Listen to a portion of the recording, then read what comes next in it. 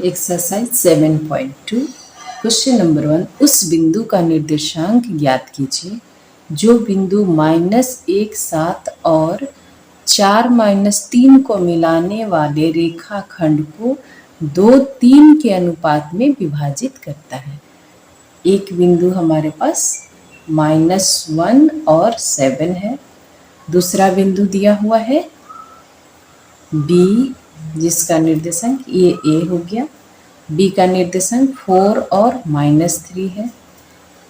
इनको मिलाने के बाद इसके ऊपर एक बिंदु है जो P है, X और Y इसी का निर्देशांक निकालना है जिसको बांटा गया है 2 और 3 के अनुपात में।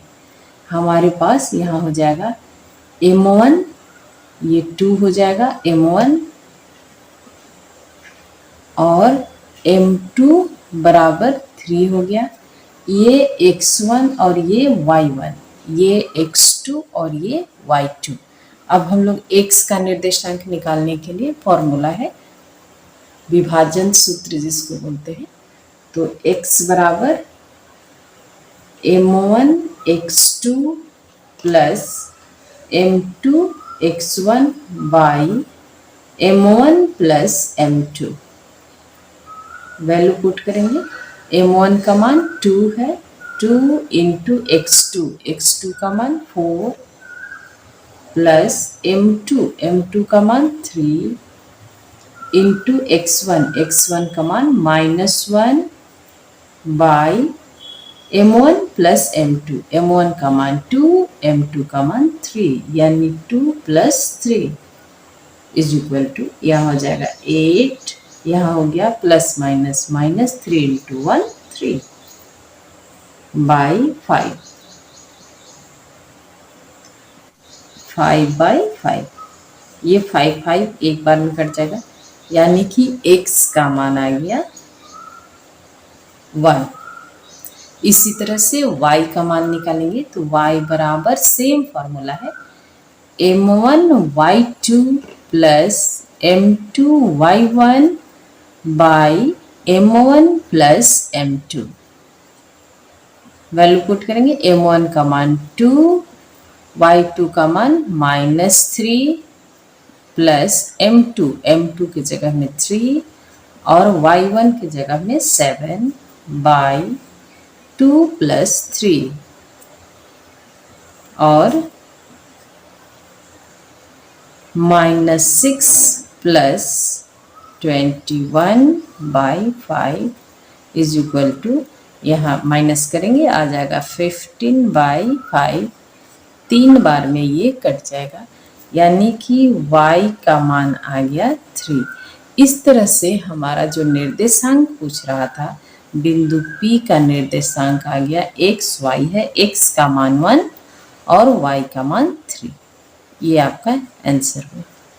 क्वेश्चन नंबर 2 7.2 का, बिंदुओं 4 -1 और -2 -3 को जोड़ने वाले रेखाखंड को समत्रिभाजित करने वाले बिंदुओं के निर्देशांक ज्ञात कीजिए। यहाँ 2 नंबर में क्वेश्चन में कह रहा है कि एक बिंदु यहाँ है जिसका निर्देशांक 4 और -1 है, एक बिंदु यहाँ है B जिसका निर्देशांक -2 और -3 है।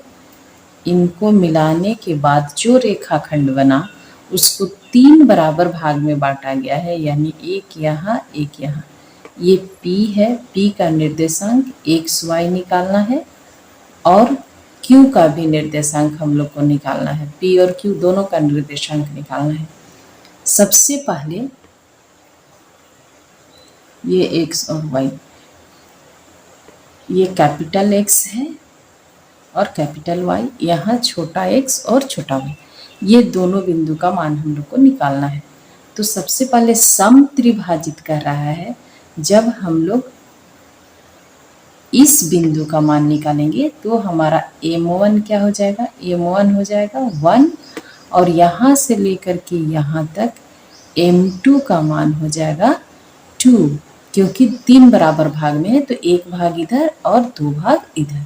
तो इस तरह से हम लोग P का बिंदु का निर्देशांक निकाल रहे हैं, P x y का मान निकालना है। तो x बराबर m1 x2 plus m2 x1 by m1 plus m2। साथ में ये हमारा x1 और y1, ये x2 और ये y2 है। x इक्वल टू m1 के जगह में 1 रखेंगे और x2 के जगह में -2 रखेंगे, प्लस m2 के जगह में 2 और x1 के जगह में 4 बाई m1 की जगह में 1, m2 के जगह में 2, यानी 1 प्लस 2। और हल करेंगे, -2 प्लस 4 गुने 2 करेंगे 8 by 3, x is equal to यहाँ आ गया 6 बाई 3, यानी कट जाएगा 2 बार में। तो इस तरह से हमारा x का मान आ गया 2। अभी y का मान निकालेंगे, तो y बराबर हो जाएगा m1 y2 plus m2 y1 by m1 plus m2। Value put करना है, m1 का मान 1 है, y2 का मान -3 है, प्लस m2 का मान 2 और y1 का मान -1 बाई 1 प्लस 2। और यहाँ मल्टीप्लाई करेंगे तो -3, यहाँ प्लस माइनस माइनस यानी कि -2 और बाई 3, दोनों को जोड़ने पर आ जाएगा -5 बाई 3। यानी कि जो P का निर्देशांक हुआ, P का निर्देशांक xy जो हम लोग माने हैं, इसका मान आ गया x का मान 2 और y का मान -5 बाई 3। एक निर्देशांक आपका निकल गया। ये पहला आंसर ये हो गया। दूसरा भी इस पॉइंट का मान हम लोग को निकालना है, Q का मान निकालना है, जिसमें हम लोग छोटा x और छोटा y मान रहे हैं। यहाँ Q का निर्देशांक निकालेंगे। यहाँ से लेकर के यहाँ तक एक भाग है, यानी m1 बराबर और m2 बराबर 1, और हल करना है।